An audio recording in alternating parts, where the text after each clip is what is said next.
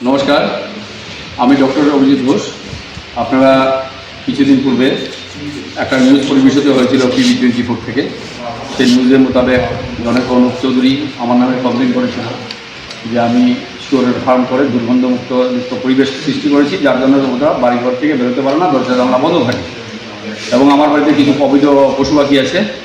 তো সেই বিষয়ে আমি বলছি, সমস্ত এই যে ভিত্তিহীন অভিযোগ আপনারা তদন্তক্রমে এটা যথার্থতা বিচার করবেন। আপনাদের কাছে আমি আমার রিকোয়েস্ট, আপনারা চলুন আমার সঙ্গে। আমার সমস্ত পাখি পশু যাই আছে সমস্ত নিজেরা চাক্ষুষ দেখে আপনারা সমাজের কাছে সঠিক সংবাদটা পরিবেশন করুন। যে ঘন বসতির মধ্যে ফার্ম না কতটুকুর মধ্যে ফার্ম, সেটা আপনারা চাক্ষুষ দেখলে বুঝতে পারবেন। আমার ফার্মটা কোথায় আছে, কতটুকু দূরে আছে, কতটুকু গন্ধ বেরোচ্ছে, সেটা আপনারা নিজে চাক্ষুষ এবং আজকে আমরা সূত্র মারফত যেটা জানতে পারলাম, এলাকাবাসীর তরফ থেকে কুমারঘাট মহকুমা শাসক এবং পলিউশন কন্ট্রোল বোর্ডের কাছে এলাকাবাসীর তরফ থেকে একটা লিখিত আকারে ডেপুটেশন দিয়েছেন। তো সেটা কি আপনাদের কাছে কোনো বার্তা?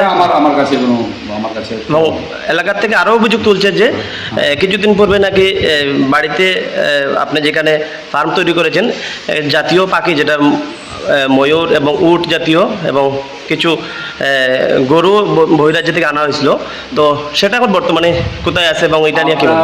প্রথম বলি যে ময়ূরটা আমি বলেছি, আমি যখন বাংলাদেশ গেছিলাম তখন আরও অনেক আগে, আজকে থেকে 15-20 বছর আগে আমি বাংলাদেশ গিয়েছিলাম। সেখানে একটা আমার দাদুর বাড়ি, সেই বাড়িতে আমি একটা ময়ূরের ফার্ম ভিজিট করি, ওখানে পাখির ফার্ম ভিজিট করি। যেহেতু আমি পশু পাখি প্রেমী, সেখান থেকে শখের বসে আমি কিছু ডিম এনেছিলাম।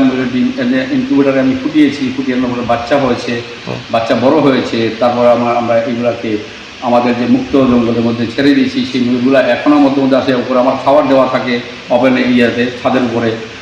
শুধু ময়ূর না, যে বানরকেও আমি খাবার দিই, বানররা এসে খায়। সেইগুলাই অভিযোগ করেছে যে আমি বন্য প্রাণী এবং আমাদের জাতীয় পাখিকে রাখছি। আচ্ছা, 2 নম্বর কথা, উট আমার বাড়িতে এসেছে। আমার মনে হয় না আপনারা কেউ জানেন বা কেউ শুনেছেন আমার বাড়িতে কোনোদিন উট এসছে। এই ধরনের কোনো ধরনের এগুলো ভিত্তিহীন সংবাদ। তুমি আছো রান্নাঘরে, তাই সুগন্ধে ভরে, যা খুশি তেমনই খাই তোমার জাদুর রান্নায়। থাকে শুধু লং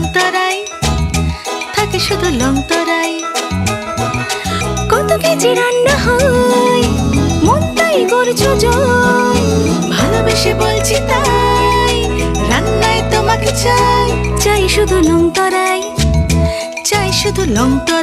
লং তরাই গুঁড়ো মশলা, রান্নায় তোমাকে চাই শুধু